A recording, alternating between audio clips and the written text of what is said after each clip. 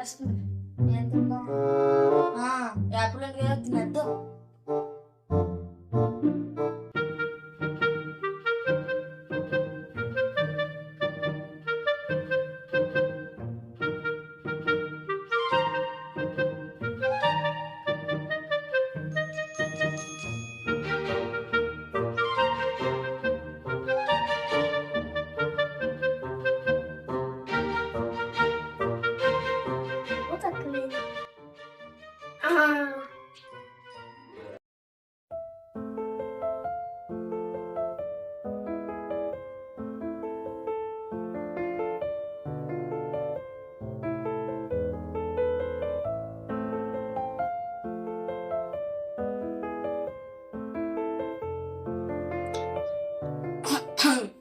చిల్లికుని water తీసుకురా. అది అంటే చెల్లి తీసుకురా, వాటర్ అడుగుతున్నాను కదా. నీకు కావాలంటే తెచ్చుకో. ఏడు చెల్లి అలా మాట్లాడుతున్నావు? వాడతామంటే తెలవా?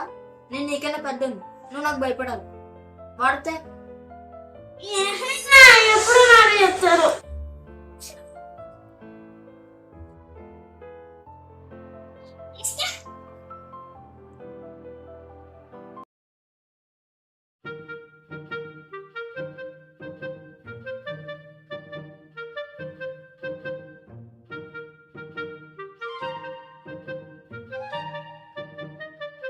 బాబా ఇంటికి వచ్చేసాను.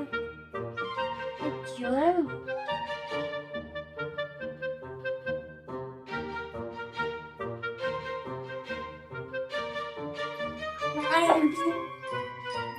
ఏంటి మోక్ష, నువ్వు అసలు ఆడపిల్లవేను? ఒక్క క్షణం ఇంట్లో లేకపోతే ఇల్లంతా ఇలా చిందవందర చేసేసావు. అర్జెంటుగా తోడు, మొత్తం క్లీన్ చేయి.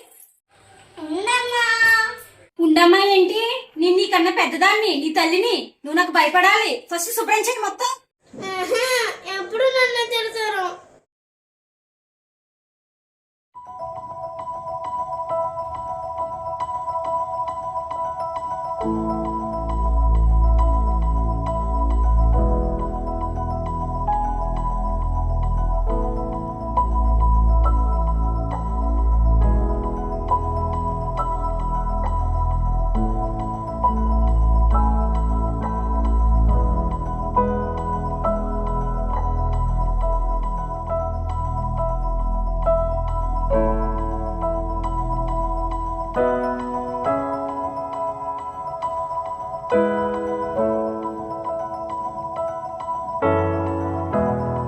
అమ్మా మోక్ష, అలా ఉండవేటమ్మా? అమ్మా ఏమైంది? అమ్మా నాన్న అడుగుతున్నాను కదా, చెప్పాలా? ఇంకా నీ సైకిల్ అడిగావు కదా, శుభ్రం చేస్తున్నాను, రిపేర్ చేస్తున్నాను. నువ్వు కూడా చెప్పాలి. ఎందుకు అలాగున్నావు? నాన్న అమ్మ అన్నయ్య రోజు నేను నీకన్నా పెద్దదాన్ని, నీ తల్లిని. నువ్వు నాకు భయపడాలి. నేను నీకైనా పెద్దను, నువ్వు నాకు భయపడాలి. నాన్న అమ్మకంటే అన్నయ్య కంటే ఇంట్లో నువ్వే కదా పెద్దవాడివి, నీకే కదా నేను భయపడాలి.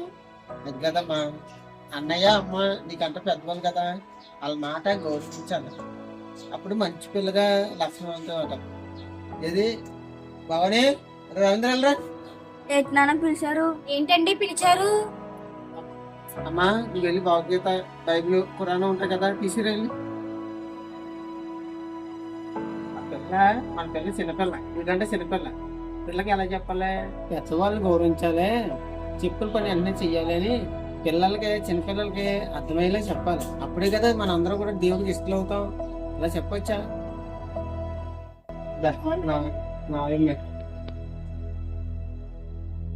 భగవద్గీత 13 శ్లోకం. బైబిల్ కీర్తనలు 94:9 మోక్ష. ఖురాన్ 31:28 తీయ. మనం నేను తీసానా? చదవండి. సర్వతోక్షి శిరోముఖం సర్వతః శృతమల్లోకే. చెవులను కలగజేసిన వాడు వినకుండానా, కంటిని నిర్మించిన వాడు కానకుండానా. అల్లా సర్వము వినేవాడు, సర్వము చూసేవాడు.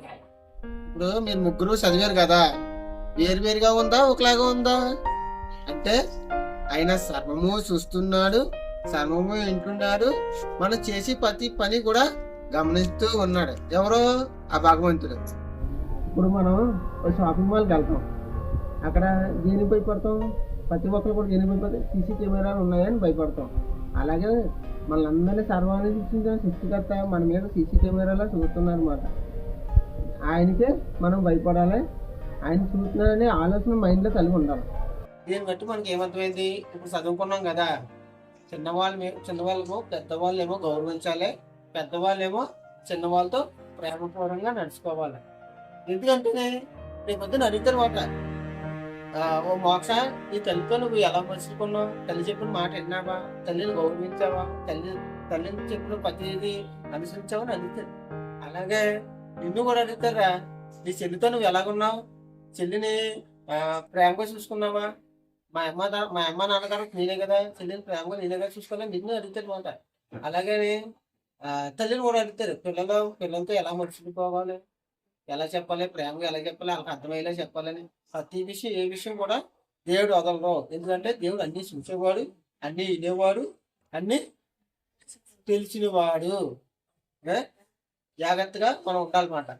అది ఈ రోజు నుంచి ఆయనతో భయపడతామా లేదా? ఇక్కడ ఉన్న వాళ్ళకి ఎవరికి భయపడక్కర్లేదు, ఉన్న వాళ్ళు గౌరవించాలి, ప్రేమించాలి, ఆయనకి ఒకరికే భయపడాలి. ఓకే, సారీ అమ్మా, సారీ అన్నయ్య, ఇంకెప్పుడు అలా ఎదురుసుకోవాలని చెప్పండి. సరే అమ్మా, పదండి, భోజనం టైం అయిపోయింది కదా, అందరూ కలిసి భోజనం చేద్దాం.